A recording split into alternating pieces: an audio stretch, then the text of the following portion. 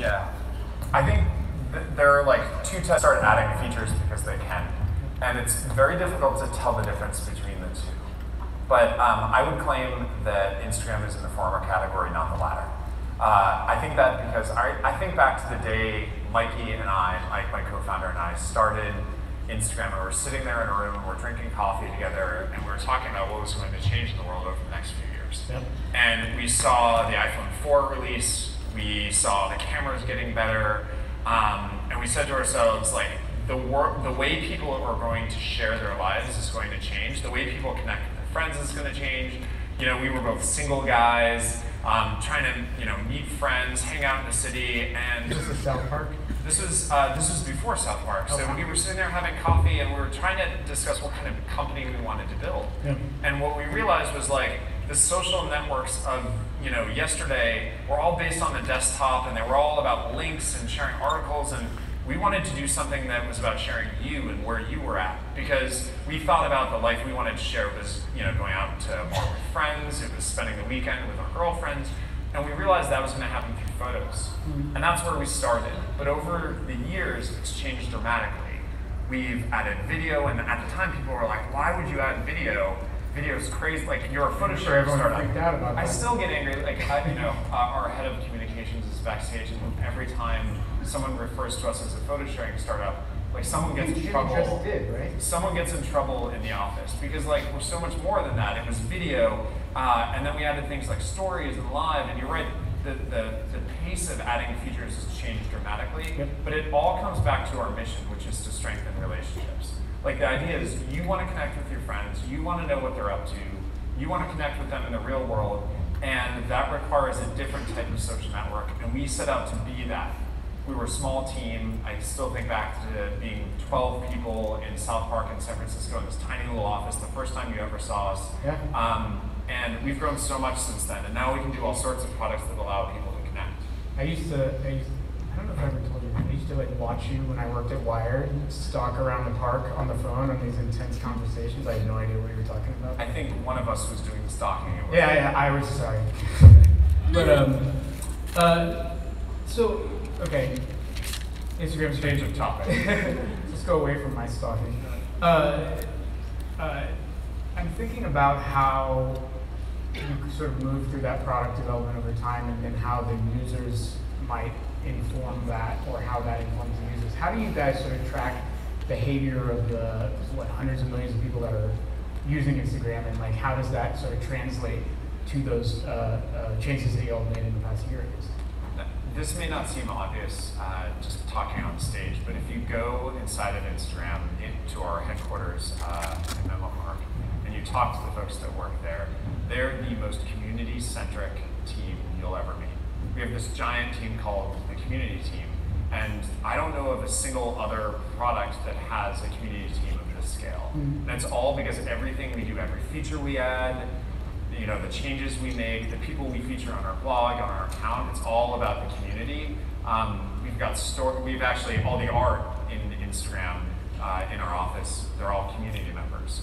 And we source it from the community. I guess my way of saying it is, we stay in touch with our community and the people that use it, because they're the ones that drive the innovation at Instagram. So I think a good way of saying this is, we're not just data-driven, we like to talk to the people that use the product as well. And they're what keep Instagram going. Our first investor, I remember sitting down with him in another cafe in San Francisco, a lot of stuff happening. How we do is drink coffee. But like, we're sitting with him, and Instagram had just taken off, and we were wide-eyed entrepreneurs thinking about like, what are we going to do with this thing? It's growing. And he said, anyone can build a photo sharing startup, but not everyone can build a community.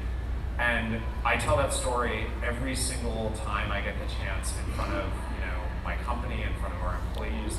Our employees will tell that story to other employees when they start, and it's because our main asset is the community, not just the features we build. I think that's right.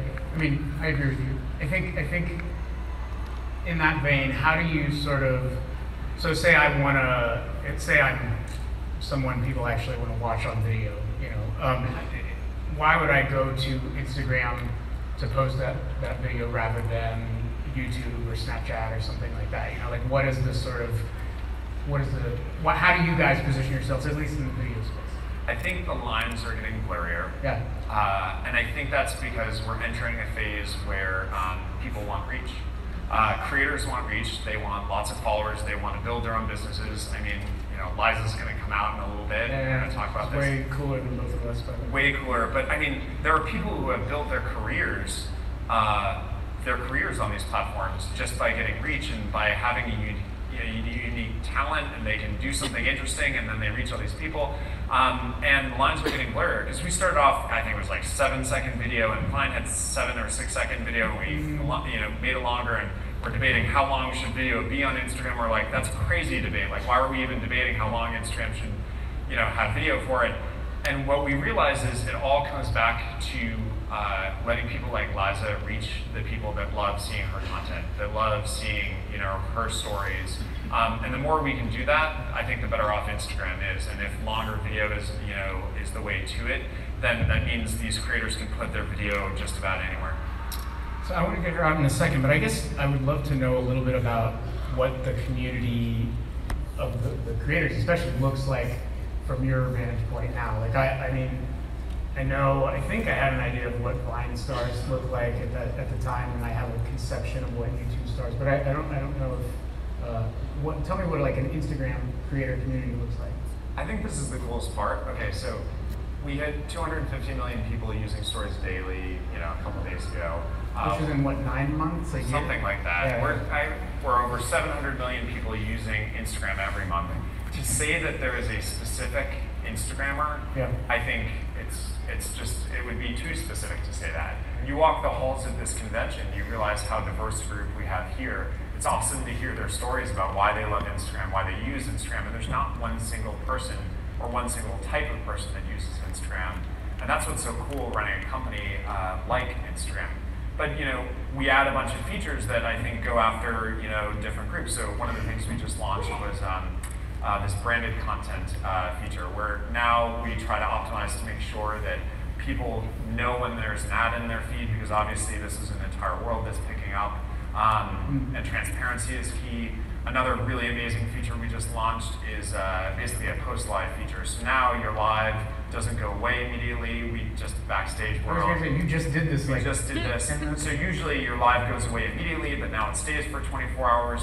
But like, none of those features are for one specific type of Instagrammer. It's a diverse group. We have to make sure to launch the features that attack the biggest problems people have in the world. And that's a lot of different folks are kind of responding to that. I mean, over 80% of the people that use Instagram are overseas. I was sitting in a bar in Tokyo, and I looked to the right, and there were 2 women using Instagram in complete Japanese. I mean, I couldn't speak with them because I don't speak Japanese. But that's like a magic. Say like, no, that? But it's like it's a magical moment. I created that shit. Sorry, I'm not a modest man, so I would. Well, my wife was sitting with me, so I don't think that would be possible. And it's not exactly a pickup line to be a tall entrepreneur. I guess my point is it's so inspiring to be overseas and see such a diverse group of people using Instagram. It's not just tech nerds like me that use it. It's an entire community. Well, in that vein, I would love to bring out Liza Koshy, who is one of the awesome. creators we're talking about. And I've been told to move the chair this way.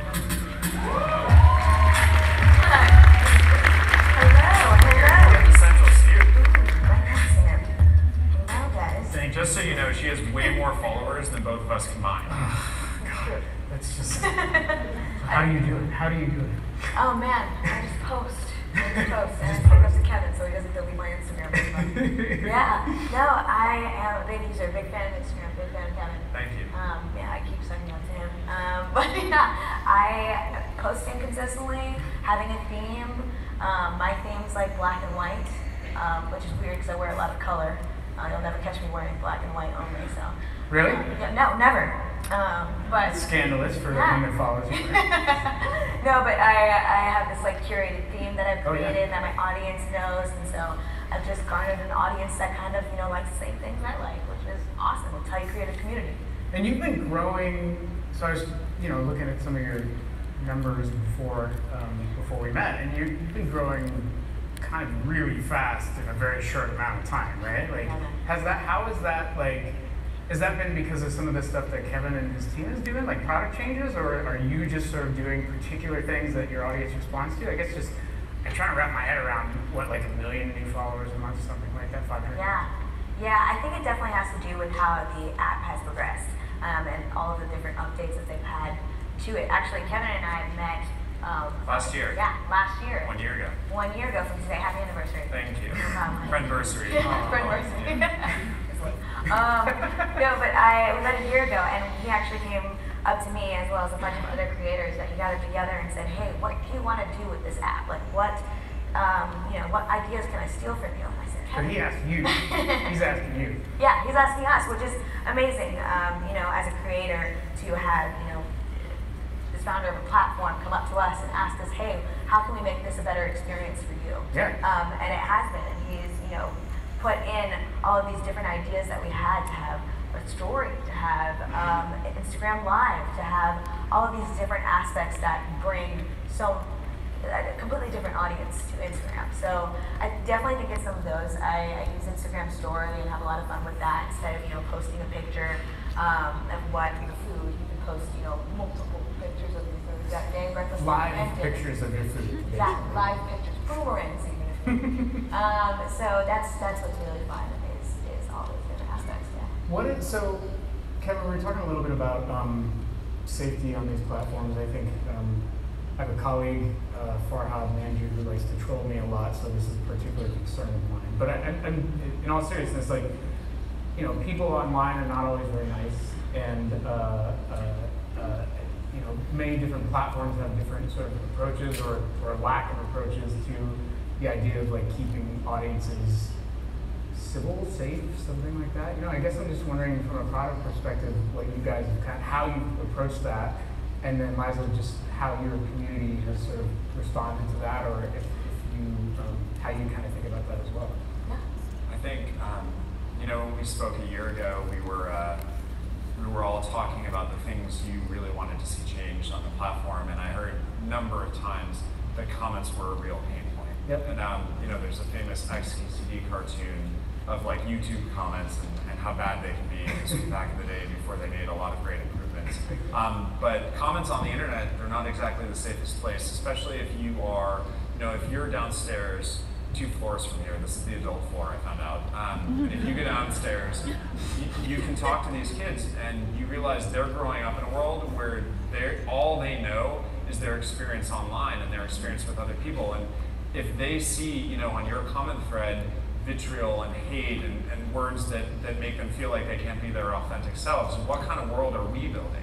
Like, is that a company I want to be in charge of and lean forward? And no is the answer. I mean, we had Cami Scott, who was another creator on a panel at Instagram, and she said, it really pains me when I post something on Instagram and I see all the hate in the comments, because it's not just me. Like, I have a thick skin, but if my fans are seeing this, that's the world they're growing up in. So I woke up one day, it was probably 9 months ago, and I asked myself, great, revenue's doing well, growth's doing well, we've checked all the boxes a normal company can. Like, what is the big challenge that we want to take on that actually leaves a lasting mark in the world? And the thing we figured out was we can actually meaningfully move a community of 700 million people to be more kind. So now if you go down to the Instagram booth downstairs, we've got a kind comments wall, where the whole idea is just to leave kind comments on other people's photos. People, the late night show where they read off mean comments or mean tweets or whatever. We're just like, we're going to do the opposite, do kind comments. Now we have creators like Liza who will read off amazing kind comments that people leave on their photos or videos, and it's taken off in a way that really inspires me, and it makes me really proud to work in a company like Instagram. Yeah. That's really cool. Have you had that sort of experience? Are people saying horrible things to you? Are they being, I mean, if they have, I completely agree in the community that they're thriving in, and that we are as creators are also thriving in, and it's interesting to see, how we react to those comments and how do I address those comments. But I definitely think that, it doesn't come so much to addressing the negativity as much as pushing the positivity that you do have. And I actually did something recently with Instagram. It was praise hands. So basically, it was Praise Hands Day. If you guys are old, you don't know what I'm talking about. Praise Hands is an emoji. Mom and Dad. Floor, you I know. Like, how did I get up here? It's an emoji, so it's kind of like praise hands, like saying like something is great or something is good. And I was a part of a campaign that Instagram did to really push positivity on the platform, and had the opportunity to go off and do a photo shoot with praise hands. So it was really cool, and the response to it was the audience was just was just overflowing with positivity and people following and saying, love what you're doing, love what Instagram is doing. This is great. So it's they're really doing a great job at pushing that for sure. I like the idea that you can. It doesn't have to be all sort of like constraints. It's like you can sort of promote people into being nice to each other. I don't know, maybe that will spread one day. I don't know. But I think the last thing that I was kind of thinking about too is, Kevin, you were talking about being in a bar in Japan and sort of seeing this, for us Westerners, international audience embracing Instagram. I guess I'm just wondering, you have like a very large international following, is that right?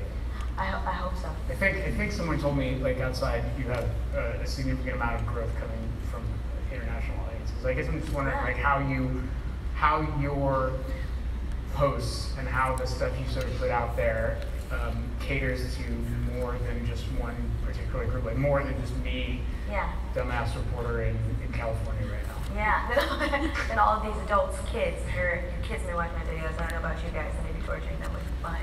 But basically, I would say that my posts are any girls or any common girls posts. I would say that I'm a very universal Instagrammer, very universal Instagrammer. So when it comes to my captions, when it comes to pictures, it's stuff that you're going to find hopefully relatable or hopefully funny in some way. And my theme is very curated. It's a very pretty theme of palm trees and food and my face, which hopefully it blends into this brown, black, white theme, which is great. Go check it out, Liza Koshy. But basically, the captions are, I try to reach out to the audience in that sense. So I would say that I am more of a regular Instagrammer. I don't push content so much as post content. And I think that's what people find to be relatable and find to be familiar is I'm just a girl who's just on the platform and posting. I'm not pushing you and saying, go in the comments and do this and that. And not that that doesn't work, because that builds an audience as well and encourages community for sure. But I think for my own personal use, I like to keep it personal. And I like to keep it real and authentic. If you scroll way back in the day, it's just the same lies that you would see here today. Yeah. Do people, so that's really interesting to me. I feel like that's something that folks kind of respond to. Kevin, I mean, is that sort of like how people, do people just like respond more easily when I feel like I'm actually talking to Liza or seeing parts of Liza's life? Well, this was a big reason why we added stories to Instagram. Yeah. Because when you would talk to people in the community about using the product, they would stress out. They'd say, I love Instagram. It's awesome. I use it all the time, and I share my life on it. Man, like if I don't get enough likes, or if it's not a perfect picture, I don't think I'm gonna post it. Yeah. And that's just such a bummer to me, because like we want everyone to be able to share whatever they're up to, whenever they're up to it. And that's when we realized that Instagram actually encompasses many use cases. It encompasses the highlights of your life that you want to post on your profile and a theme with a specific filter. I need to get your tips because I was recently criticized that my profile isn't as good. Thank you. Use some work. You heard it here first. But we also want to let people express their own lives and the stuff they want to throw away. So we added stories, and now that's taken off like wildfire. And all of it, not all of it's incremental, but most of it's incremental, and that's because people want to share both those sides of their lives. And live is a completely different kind of use case. It's like I'm doing something with my friends, and I just want to connect and share, and that's a different use case. So yeah, people respond to when you are authentic, and it's okay to have a theme, and it's okay to show the highlights of your life. Stories and live and these other products have really allowed you to connect in an even more authentic way. I think it's awesome. Hey guys, we're about out of time, so I want to thank you guys. That was awesome. That was great. Mike, awesome job. So good. Thank you for coming out. Really appreciate it. I think you got a lot more fans than Kevin. That was awesome too. So thank you very much. And so we're going to move right along, ladies and gentlemen. Up next, the Verizon Industry Keynote.